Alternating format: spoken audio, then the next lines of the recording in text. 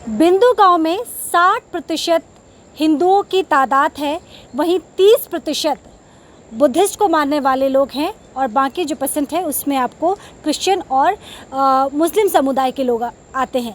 लेकिन आपको ये जान के ताज्जुब होगा कि 30% जो बुद्धिज़्म को फॉलो करने वाले हैं, जो बुद्धिज़्म को प्रैक्टिस करते हैं, उनके लिए 2004 के पहले इस बिंदु गांव में आस्था का कोई भी केंद्र नहीं था।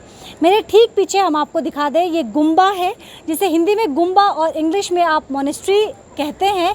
ये 2004 में बना के तैयार किया गया।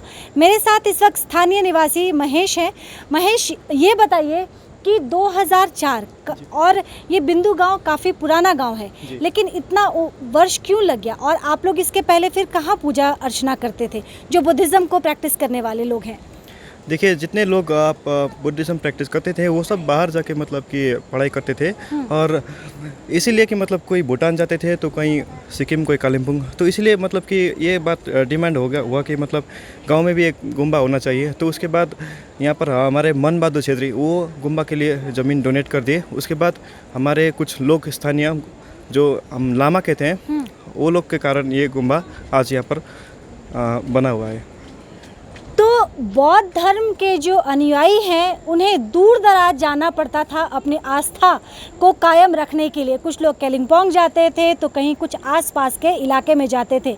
तो आप समझ सकते हैं कि बिंदु गांव, जो कि बेहद खूबसूरत गांव है, लेकिन जितना ये खूबसूरत है वहाँ उस गांव में उतनी ही ज़्यादा समस्याएं हैं। हमने शुरुआत में आपको बताया था कि प्राथमिक चिकित्सा की यहाँ पे बहुत ज़्यादा दिक्कत है।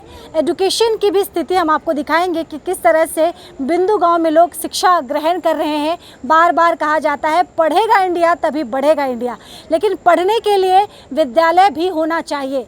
धर्म की बात करें तो बुद्ध धर्म को मानने वाले जो बौद्ध अनुयायी हैं उनके लिए 2004 में इसे बनाया गया।